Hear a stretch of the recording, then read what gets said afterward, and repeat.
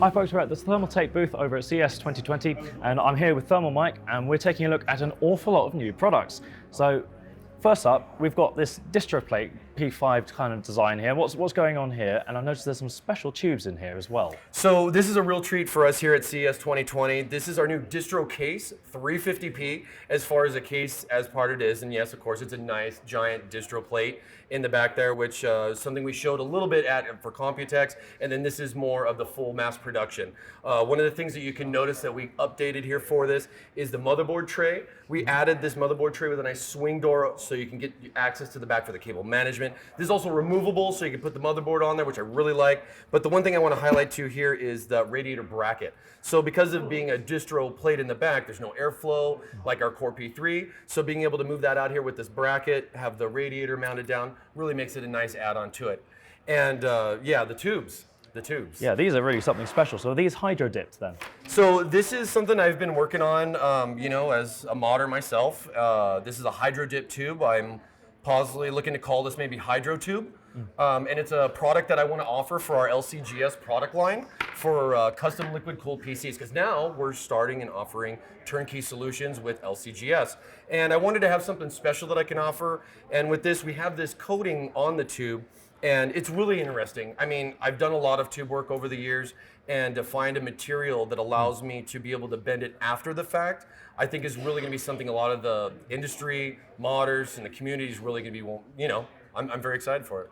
Yeah, and do you think that maybe this is going to be something which is open to sort of custom requests for different patterns, or is it going to be just like a set bunch that you think are going to be most likely to sell well or in the future? Because obviously this is all very in the air, isn't it? I got probably about 9 different colors back at the shop that we're playing with right now, but I got 20,000 swatches. Okay, so I think the sky's the limit. Then, yeah. A lot of it is being able to get the image or the logo per se and get it transferred to the film. And I'm already working with my partner on that to be able to get that figured out, and I think that'll be something we could offer soon. Yeah. Now, obviously, we had a kit of Waterram last year, and this is a new one. So what's different about this one? Okay, so this is the Waterram Pro, and what's different about this is we've taken a different approach to water cooling for our memory. Now with the block on the top, it actually has fins that go down through those heat spreaders, so the water is actually passing down through the modules, which I think is something that with the previous design that we had, it was a great start for us. And jumping into memory as a whole and everything, I think this is a nice next step. Yep, and then you've got the air-cooled Tough Ram, so this is the next generation of that, isn't it? So. Yeah, this is the Z1 Tough Ram, so this is basically a cost-down RGB version to try to kind of fill in some of the gaps, you know, offer some different styles and everything. I like this thin little sleek look that we have, still offering the addressable LEDs, and it'll be available in 3200 and 3600 speeds. Oh, brilliant. And do you know what kind of ICs are inside these ones? Are they going to be B-die, C-die, D-die, what's going on? I actually, as far as these ones, I don't know, it's TBD. I think we have it in the spec sheet somewhere with the press kits, so we could probably fill that in. I'm not exactly sure what it was on this one in particular. Sorry about that. Yeah, okay, no worries. And then obviously that's going to be fully controllable by all the various motherboard softwares and of course your own RGB software kits and things. Even like Amazon Alexa, my friend. We got it all across the board here for all the logos. Your voice control RAM. You get voice control your RAM. Everybody needs it, doesn't it? But the good part about it is that it ties into our ecosystem. It's just another component into all that stuff that we're trying to build and just make it easy for everybody with one single software.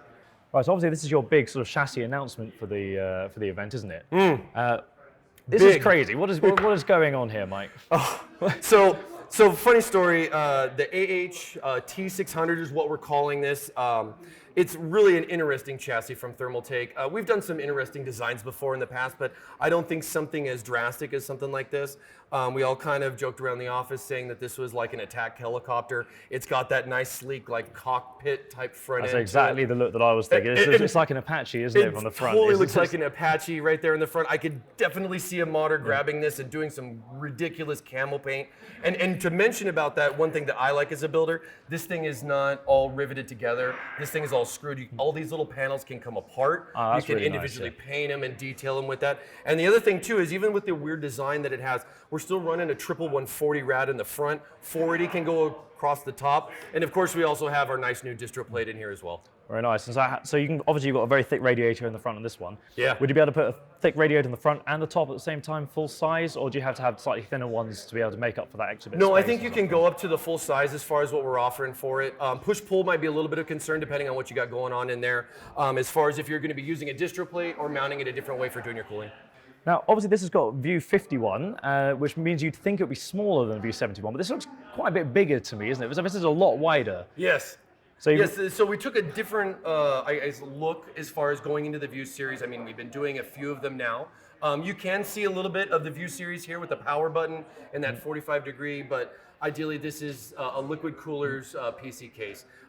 We don't actually do too often a 4-radiator fitment option in a chassis like this. As you can see here, we have options for rads on top, bottom, front, and in the back side. But of course, with the new distro plate, it's definitely something you'd want to add. Plenty of room in the back there on this as well. We got definitely an ultra wide type of case. The power supply is also moved back there as well too, so it allows us to have the radiator fitment on the bottom. And then we've also incorporated that patented PCI Express rotational bracket, so you can either go vertical or go traditional, depending on how you want to go, but it will be included with the case. And this will be an ARGB version dimension that will come with two 200 mil ARGB fans in the front, as well as a 120 in the back, hooked up to the controller, and it just bypasses the reset button for case control or sync over to the motherboard. And obviously it's completely clad in glass. Do you think this is going to be enough on the airflow front to be able to satiate all the radiators that you might be putting in here? Or are you going to have maybe running into issues with the fact that this is actually quite a small gap? Yeah, definitely understand you on that part. One thing that I noticed about the case, because I actually got to build one here for CES, is that when you're dealing with the glass panels on this, and you would say, hey, that airflow does look a little bit of concern. One thing to kind of mention with this, with the distro plate position, is that the back panel is perforated, so there is a pass-through there for airflow. So if you did do a side vertical mount with the radiator, it would be probably the optimal for cooling performance. If you like the chassis, but you want to make sure you're getting the peak cooling performance you could get out of the case. Granted, there is a nice gap here. I mean, it could be better. It may or may not help benefit a lot of the cooling aspects for it and everything, but I think with a lot of how the airflow goes, especially with the power supply and the bottom being open up, it should be pretty decent. And do you know what sort of clearance, obviously you've got a radiator with fans underneath the vertical GPU over here as well. Yes. And that looks about as thick as you can get. So that's a 30 millimeter, that'll be like a 30 millimeter radiator. Yeah, it's a 30 mil. mil. And so, of course, if you want to be able to then get thicker than that, you're going to have to go back to a more traditional arrangement, aren't you? Yeah. I was actually looking to see if I could mount the fans pass-through on the bottom of the case, and you can't. But it was just a little bit too small. It was a funny little thing to do with that. But ideally, I mean, still being able to put that there is a secondary radiator versus just a primary radiator, I think is just a nice option. Plus, you can just alternatively put just fans down there too, get that added airflow in there, and get the nice RGB lighting. Now, obviously, you've got like a million RGB devices all going on here, Absolutely. And they're going to need to be controlled. And you said you've got some new software here, which is going to be quite exciting for that, haven't you? We got something very interesting to show you next. All right, let's go take a look at that then. So with the new Ring Quad fans, that's a lot of LEDs, and you've got a whole array of them over here. Now, how are you going to be controlling them? What can this do that the previous software couldn't do? So right here, I'd like to introduce our new Neon Maker software. And first thing I want to mention is not exclusive to the Ring Quads, but is going to be a part of our TT RGB Plus ecosystem. And one of the things that has just been a pleasure to work on with this software is we now have incorporated a lot of features where being able to understand which fan you have, where it just kind of makes sense to figure everything out. But if you're a video editor at home, this product might become natural to you, as we've kind of designed like a DJ type RGB, a next level of RGB. I mean, it's like, what do you do more with RGB? And I really think Neon Maker is the next level of RGB. This allows you to be able to set your own particular modes down to little timed module blocks, and you can really make a nice light show out of this that would just be on a loop and a sequence that you would have. I mean, ideally, I've kind of set up a sequence here that I know you guys will cover so that people can see it a little bit closer. But one of the things is that being able to sit here and spend the time clicking each individual LED, creating a pattern that's yours.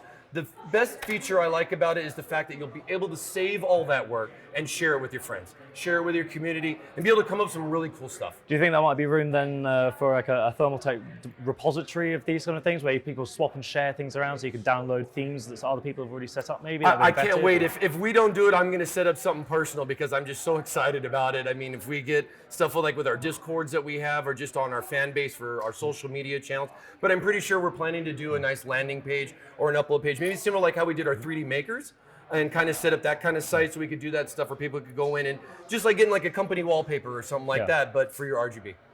So obviously to match the all the new RGB products over here, you've got some new water blocks. So this is the W7 Plus, right? Yeah, well this is a new W7 Plus. We definitely wanted something more transparent. We love the W4, the W5, as far as how it had the nice cylinder look, the RGB, the just kind of setting that up as part of our ecosystem. But now with the transparency to it, it really adds a little bit more. The other thing I like too about this, as a modder standpoint, is that this black ring around here is removable, so people can customize it and paint it. And even this little inlay right here is something you could take out, make your own template, and make it yours. Yeah, it makes a lot of sense. Now, I noticed about these GPU blocks, one of the interesting things is that the terminals, they're on like sliders, aren't they? So they can move around. So if you want to line them up and do like a parallel configuration or hit distro plates, those can help like bridge those tiny little gaps that can sometimes get in the way. That's quite an interesting idea, that, isn't it? Yeah, I mean, I can't tell you how many times, and you probably know as well, just being off by just that much, and where you just want to kind of square everything up, but it was just off, and you're like, what do I do? This being able to rotate that G1/4 port will get it lined up perfectly, and I think it'll, save a lot of headaches for a lot of people that are doing water cooling with GPU and CPU combinations especially. And then you've also got the updated D5 Reservoir, and that's got LEDs both in the bottom. Is it at the top only, or is it top and bottom? We've always been doing it from the top down. It still actually gives a nice illumination from the bottom, but what's different about this, as far as just kind of changing the design a little bit, is that we've made the top transparent, and we've also included a new bracket here to mount to the radiator, which is something we've been asking for a while. Makes a lot of sense. And then last but not least, I see we've got finally a bunch of colored adapters. Yes. So, for instance, the white ones, which would have made a lot of sense because you've had white fittings for quite a long time, but you had nothing that actually kind of matched them together. I was stuck with black or chrome for a bit, and it's definitely been something a lot of people have been asking for. Yeah, it makes a lot of sense to finally have them all match up properly. And are these going to be in the same finishes across all the different fittings that you've got, or is it just going to be on the angled adapters? Right now we're going to start with 90s and 45s. We've already been talking about doing it for extensions and some other stuff, even like the drain ports. I mean, I want it all to match. And it's hard to bring that to a global community with everybody, but definitely something I want to get out there, even if it might be a specialty item. Yeah, it makes a lot of sense, and I'm really happy that at least we've got them now. Absolutely. So, having to pair black and white ones with different colored fittings, it didn't make any sense to me. Yeah, I'm excited to do just like an all-white build. I mean, to mention too, with even the fans that we just checked out, those were white framed on there, and that's the first time we've done it with a Ring Plus, so I'm just really excited to do some of these new white chassis in an all-white build. All right, well, brilliant. Thank you very much, Mike. Show us all the products and enjoy the rest of CES. No, thank you.